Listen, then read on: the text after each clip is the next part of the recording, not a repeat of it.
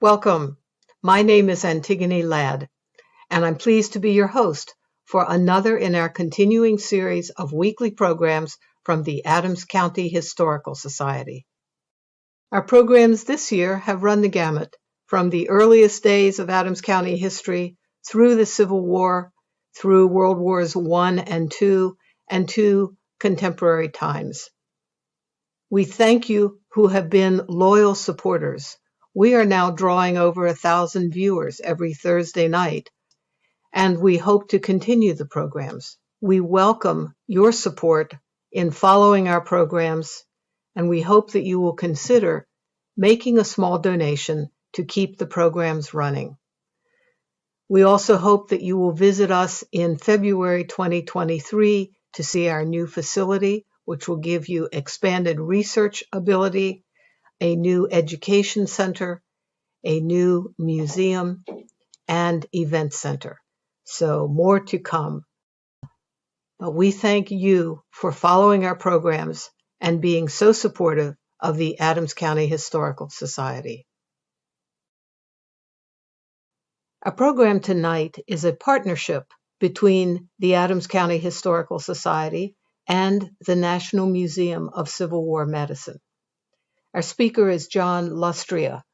John is the Director of Education as well as the website manager for the Civil War Medicine Museum. And when I spoke with him about doing a second program together, I suggested that he might want to show our viewers what the inside of his museum looks like. But I said, I'm concerned, I don't want people to look at glass cases, which would be boring, or documents which they couldn't see very clearly, but something to bring the museum to life. He suggested, in turn, that we locate a soldier who would be a case study of Civil War medicine. Find someone who served at the Battle of Gettysburg, was injured there, and then John would walk us through the kinds of services he would have had following the battle. And so that's exactly what we did. Thanks to Tim Smith, we have a soldier with some good documentation who was injured at the Battle of Gettysburg. And I turn the program now over to John Lustria to tell us what would have happened to him following the battle. John, it's all yours. Hello. My name is John Lustria. I'm the Director of Education here at the National Museum of Civil War Medicine. At the museum, we talk about the incredible innovations that come as a result of Civil War medicine, many of which we still benefit from today. One of the most important of those innovations is something called the Letterman Plan, named after Union surgeon Jonathan Letterman. It's a system of emergency medicine and evacuation designed to care for wounded soldiers from the moment they're injured all the way through long-term recovery. And in partnership with our good friends at the Adams County Historical Society, we're going to use the story of one wounded soldier and trace their path through the Letterman Plan, the Battle of Gettysburg, thanks to hospital records that they sent us for one Henry Reed, a soldier aged 29 in the 88th Pennsylvania. And in case you're keeping score at home, Henry Reed, his last name Reed, can be spelled one of three different ways we found when we did our own research. That's either R-I-E-D, R-E-A-D, or R-E-E-D. So it was kind of an adventure tracking some extra information down, but in case you want to do your own research as well, that's how you might try and search for his name. And a good lesson anytime you're doing any sort of genealogical research, try alternate spelling. Sometimes that helps. Anyway, so Henry Reed, our soldier in question, is part of the 1st Corps at Gettysburg. He's in Baxter's brigade of Robinson's division. And this is notable because right off the bat, there's some confusion about when and where he was wounded, which of course has a lot to do with our story. The 1st Corps sees the majority of their action on July 1st. And in the regimental history, he's mentioned by name as being wounded on July 1st. But every other mention, including the records from the Adams County Historical Society, say that he was wounded on July 3rd. And I think that's more likely given the other instances that we've found that listed, that's when he was wounded. So that's our best guess.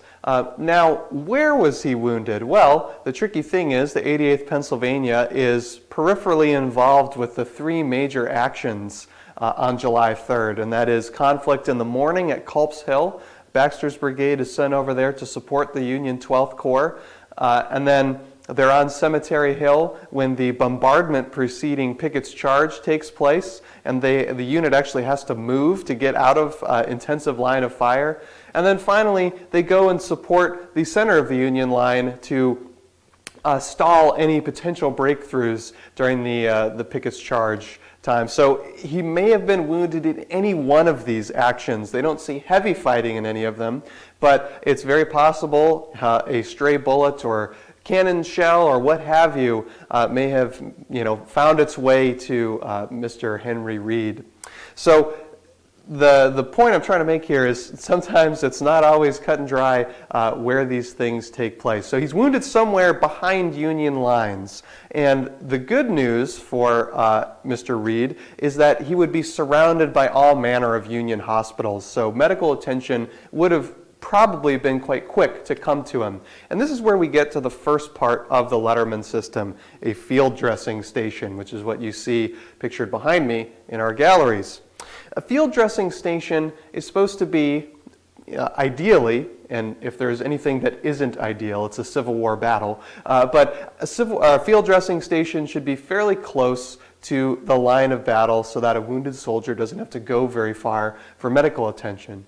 In any of the situations that Henry Reed would have been wounded, he would have been well behind the front lines. So again, something like this would have been easily attainable. They're supposed to be in sort of a sheltered area as we're depicting here. And incidentally, this is based off a real location on the Gettysburg battlefield in the wheat field, which is not where Henry Reed would have been wounded. But here it's behind rocks and things. The idea is that this is supposed to be a safer place than the front lines. For Henry Reed's case, any field dressing station he might have found his way to would have probably been in a structure of some sort, or perhaps behind a rise, on the back end of Cemetery Hill or Cemetery Ridge or something of that nature. Henry Reed is wounded in the left thigh. It produces a compound fracture, which is a pretty serious Civil War wound. Once he made it to a field dressing station, their priorities would have been twofold. Number one, to stop the bleeding, most importantly, using bandages and tourniquets and all manner of things in their portable medical kits. That being done, and in the case of Henry Reed, they probably would have given him some opium or morphine or something of that nature, because that would have been obviously very painful. At that point, they're to perform triage, to prioritize the wounded. Now, it's unclear. We don't know. We have no way of knowing if Henry Reed came to the field dressing station along with several soldiers. Perhaps he was hit by a cannon shell. Maybe there were several that all had to go at once. But whether he was there with one or many, he would have been at the top of the triage list. The thigh injury, especially all limb injuries, would have been prioritized during the Civil War because they could do the most to help those sort of injuries. Today, of course, we prioritize head and chest injuries because we need to keep our brain, our heart, and our lungs going. At the time of the Civil War, invasive surgery is just not quite where it needs to be to consistently help those people. They weren't ignored during the Civil War, but they would be a bit lower down the priority list in terms of triage. So once Henry Reed would have been triaged and his wound stabilized, he would have been sent to the next part of the Letterman Plan, the field hospital. Often, soldiers would have been taken there via ambulances from the ambulance corps, but again, depending on where he was treated, it may have been either a short journey to the field hospital, or he may have even gone directly there. Again, it all depends on where he was wounded, which we just don't know, unfortunately. So from here, we're going to take a short jaunt just into our next gallery, talk about the field hospital. If there's anything that comes to mind for folks when they think about Civil War medicine, it's this, the amputation scene, which would have taken place more often than not in a field hospital, the second part of the Letterman Plan. And it's a place like this that Henry Reed is destined for. Now, it's hard to say, again, exactly where he wound up. Don't worry, we'll be able to get a little bit more specific at our next stop. But depending on where he was wounded, he could have gone to any number of field hospitals. Again, behind Union lines already, so there's several places he could have gone. Perhaps he went to, say, the closest for convenience, but there were dedicated First Corps field hospitals located on the Baltimore Pike. There was one in a place called White Church, and the other, his division field hospital in particular, the Isaac Leitner House, located again on the Baltimore Pike. And if you want probably the best resource when it comes to hospitals after the Battle of Gettysburg, I would recommend James Gindelsberger's book, Bullets and Bandages, which is all about Gettysburg hospitals. And it's incredible. There's photographs and even longitude and latitude coordinates. It's incredibly precise and the details quite rich. So it's possible that Henry Reed would have either been taken to one of those First Corps hospital sites or perhaps to another one that just happened to be closest by when it came for convenience. Now, here comes the other tricky part. We actually don't know if Henry Reed had an amputation or not. When we looked into it, we couldn't find anything conclusive one way or the other because the first records that we have of him are when he gets to a general hospital, which is the next part of the plan. And they don't do any procedure on him there. If he would have had an amputation, it would have been at the field hospital, his previous stop. But we don't have records from there, and at the general hospital, the records we have, it simply refers to his wound as opposed to a stump or anything of that nature, but it's hard to say.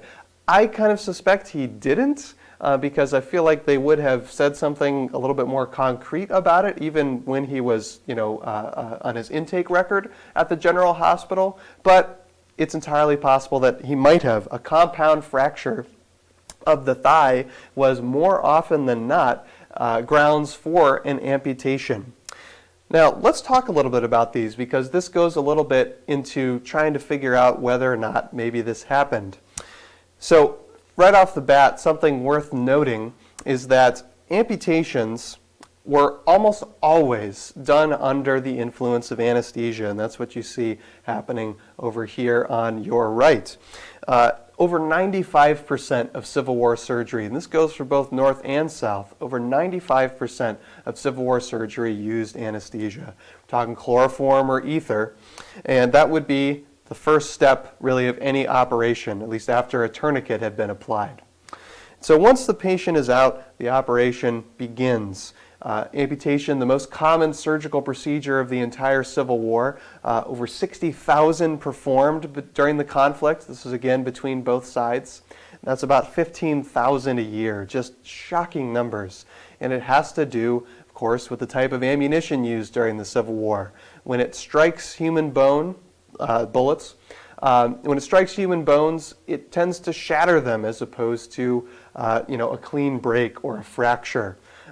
My background is as a historian, not as a doctor. If you have a fracture or a clean break, you put a cast on your arm or leg, don't bang it into a wall and it kind of puts itself back together. The human body is really incredible. A shattered bone we can deal with today with pins and screws and plates and all kinds of things, but it's a bit beyond the skill of Civil War surgeons to heal. And so that's why they turn towards amputation so frequently. And that's why I mentioned a compound fracture of the left thigh is probably a prime candidate for an amputation. Well, this gets into some mortality rates. So you might be wondering how likely people are to survive these sort of operations. Well, this makes sense to my non-scientific mind. The further away from the core of your body the amputation is, the more likely you are to survive. That kind of makes sense, right? So if you lose a finger or a toe, we're looking at like a 2 to 4% mortality rate, so you'll probably be fine. All the way up to, if you have an amputation at the hip, that's an 83% mortality rate.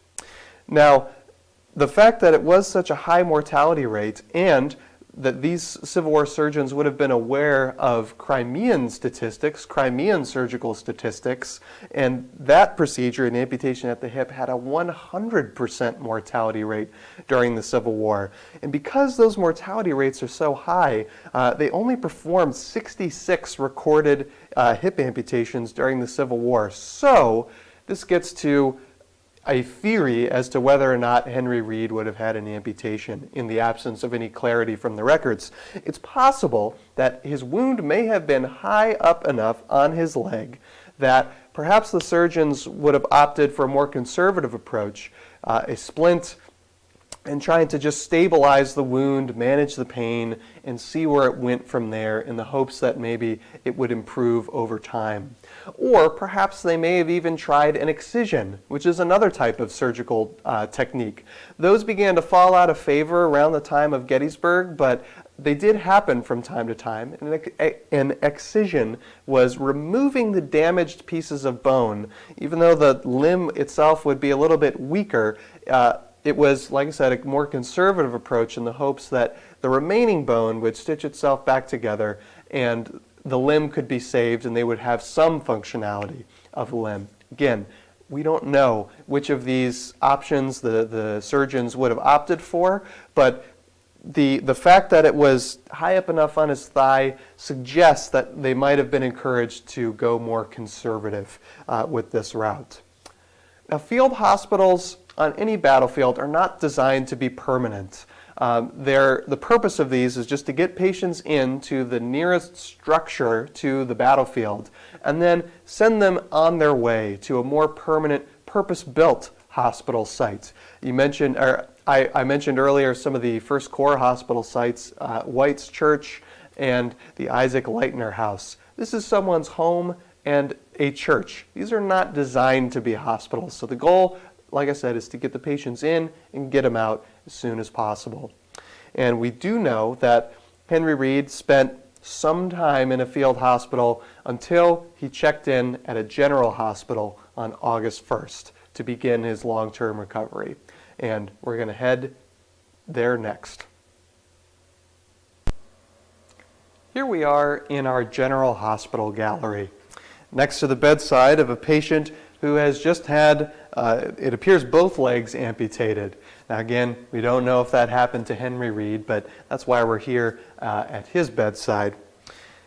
Our first official records of Henry Reed's journey into a general hospital come from our friends at the Adams County Historical Society. He checks in on August 1st to a general hospital at Gettysburg. Now, pretty much the only thing that could be a reference to something called Camp Letterman. Now, this is kind of an interesting, sort of a unique general hospital. Again, this is the last part of the Letterman Plan, place built for long-term recovery.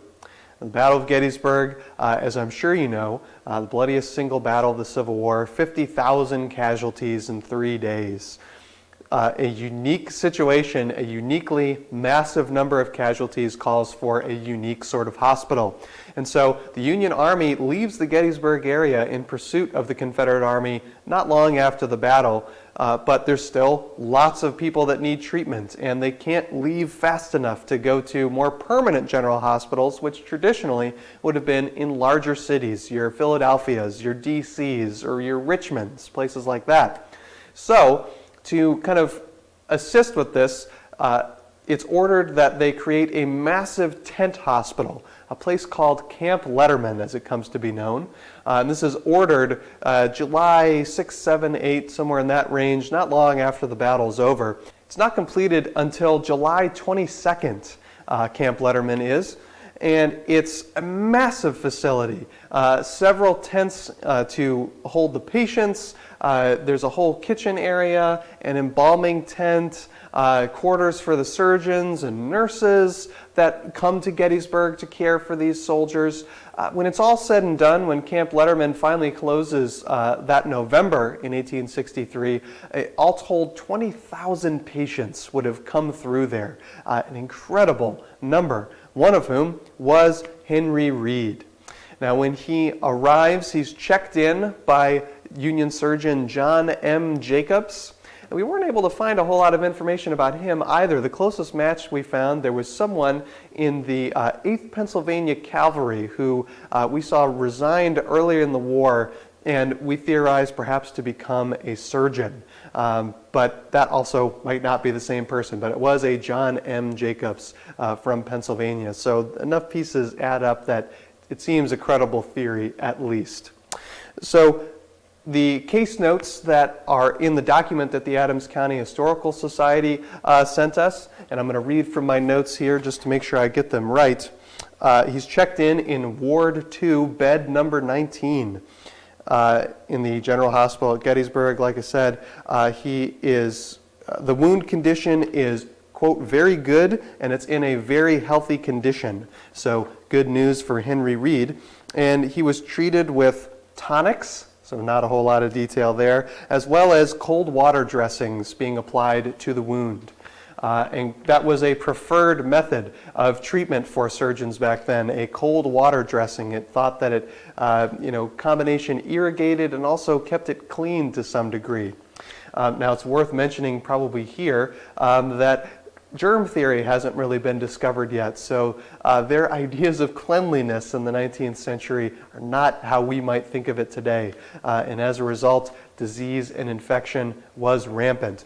We have no evidence that Henry Reed struggled from any sort of disease or infection, which is perhaps further evidence that maybe he didn't have an amputation, because it was not uncommon. In fact, it was fairly common for soldiers who had had amputations to get an infection because, of course, the doctors not really washing their hands. At best, they're just sort of wiping the blood off. So, good news for Henry Reed. He seems to be doing well.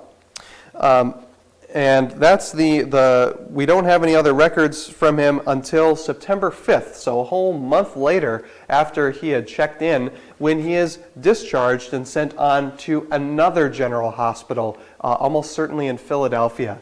Patients were leaving Camp Letterman at the rate of 800 per day. Now again, the purpose of a general hospital is for long-term recovery, but Camp Letterman is kind of a special case. It's for patients that are not ready to be transported right away, but the ultimate goal is to get them into more permanent, purpose-built hospitals that have been, constructed from the ground up and are designed to be there permanently.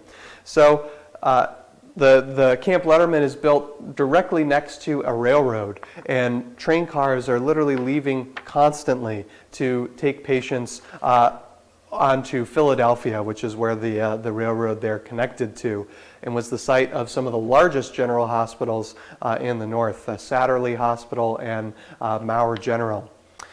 Now, at these general hospitals, both in Philadelphia and even at Camp Letterman, they start to enforce some rules and policies there that really contribute to long-term recovery for these patients. And that is, over time, they start to notice, the surgeons do, that cleanliness seems to be correlated with good health. So they require that patients be cleaned every single day, their clothes cleaned every single day, and their bed sheets cleaned every single day. They're not totally sure why this is the case, but they're in the business of saving lives, so they require everyone to do it. And because of this and other policies they enact, they require the windows be kept open at all times because they notice good airflow seems to be related to good health. And they require that pine branches be hung at all times to promote good health, because things that smell good seem to be healthier than things that smell bad. And while I'm sure a little aromatherapy never really hurt anybody, if you have a case of typhoid fever, that's not really going to save the day per se. And you can see in pictures of Camp Letterman, they have greenery hanging above pretty much all the tents that you can see in the photographs.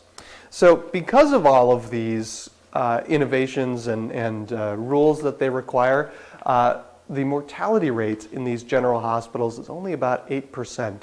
So if you make it here to one of these hospital sites, you're probably going to be okay. And that certainly was the case for Henry Reed. He was fine for the duration at Camp Letterman.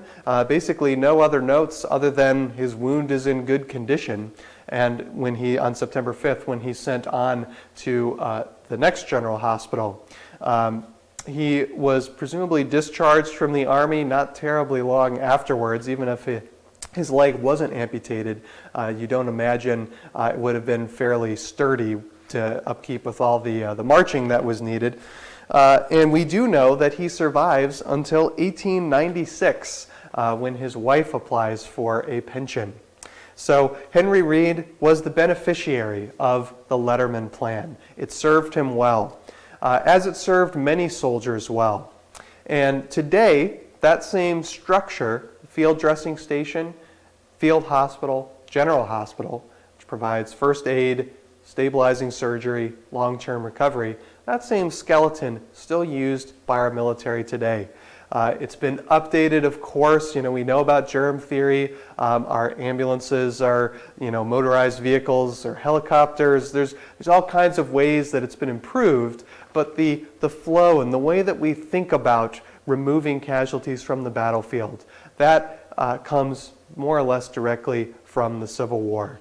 And I hope that as we've gone through today, highlighting the story of one soldier, Henry Reed, that been able to highlight the various aspects of the Letterman Plan, tell you a little bit about Civil War medicine, and show how the Civil War was really important in laying the foundations for a lot of modern medical practices that we still benefit from today.